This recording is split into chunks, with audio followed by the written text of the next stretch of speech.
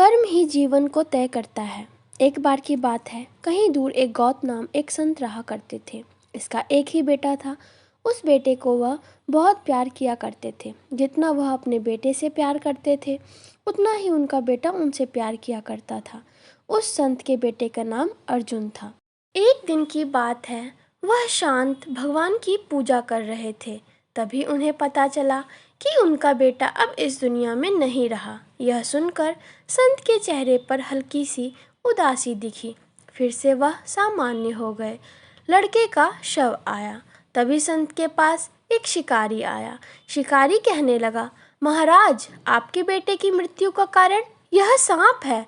इस सांप ने ही आपके बेटे को काटकर मौत के घाट उतार दिया। अब आप ही बताएं कि मैं इस सांप के साथ क्या करूं?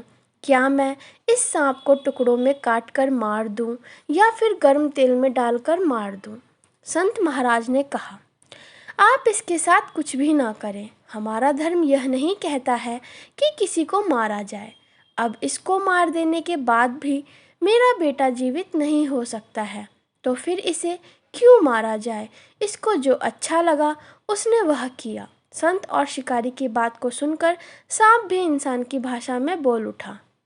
सांप ने कहा, महाराज, आपके बेटे के मौत का कारण मैं नहीं हूँ, बल्कि मृत्यु के देवता ने ही मुझे बढ़ावा दिया कि मैं आपके बेटे को डस लूँ, और मैंने आपके बेटे को डस लिया।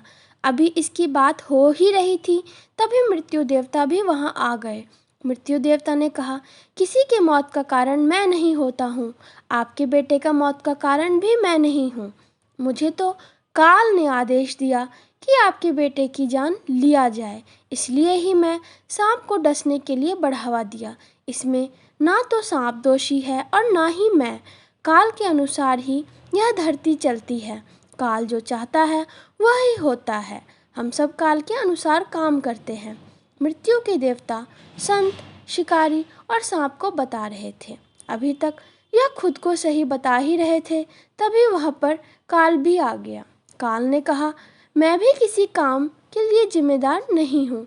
जो कुछ भी किसी के साथ होता है, उसके लिए उसका कर्म ही जिम्मेदार होता है। इस लड़के के मौत का कारण इसका पिछले जन्म के कर्म जिम्मेदार है। जो भी जैसा कर्म करता है, उसका वैसा ही जन्म और मृत्यु मिलता है। इस कहानी से हमें ज्ञान मिलता है कि हमें हमेशा अच्छा कर्म करना चाहिए। कर्म ही हमारे सामने फल के स्वरूप मिलता है। अगर किसी काम को करके हम किसी को दुख देते हैं, तो कोई ऐसा भी होगा जो कुछ ऐसा काम करेगा जिससे हमें दुख होगा। वही अगर हम कोई काम करके किसी को खुश करते हैं, तो कोई ऐसा भी होगा जो कुछ ऐसा काम करेगा जिससे हमें खुशी मिलेगी। Thanks for watching. Please subscribe to my YouTube channel.